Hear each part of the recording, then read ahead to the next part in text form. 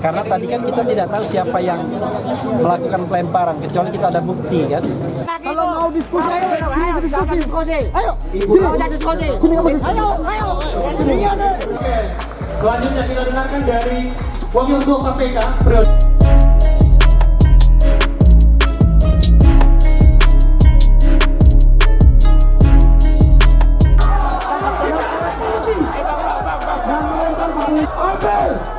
Abel, yang lempar tadi Abel. Kalau tidak, kita akan adukan ke Kapolri. Sebagai orang yang kuliah di Jogja dan tamat di Jogja, kok begini?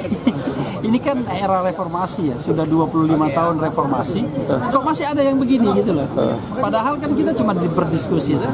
Makanya, tapi saya bilang, apapun kondisinya tidak boleh kita melakukan kekerasan. Makanya saya bilang, kalau kita mau berdemokrasi, syaratnya 3 itu. Ya. Jangan menyentuh fisik, ya kan? Jangan menyentuh properti.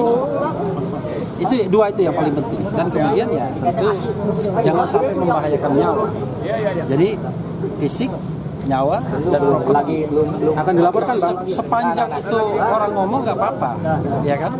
Tetapi ketika dia melakukan kekerasan fisik, nah itu lain persoalan. Jadi bukan soal kena lehernya. Sekarang kalau saya bilang kalau kena mata gimana? Kacamata saya pecah dan ketika saya lagi menjelit tiba-tiba pecahannya masuk mata. Kan dekat sekali di sini saya kena. Lalu salah saya apa? Akan lapor tindakan ke depan, Bang. Saya kesini kan ibaratnya mau berdiskusi dan lain sebagainya begitu. Akan melaporkan nggak, Pak? Tindakan ke depan, Bang. Saya kira nanti kita akan pertimbangkan ya.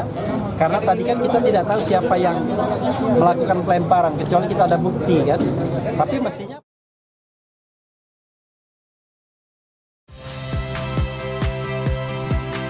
Saya Tifa Solesa. Saksikan program-program Kompas TV melalui siaran digital, pay TV, dan media streaming lainnya.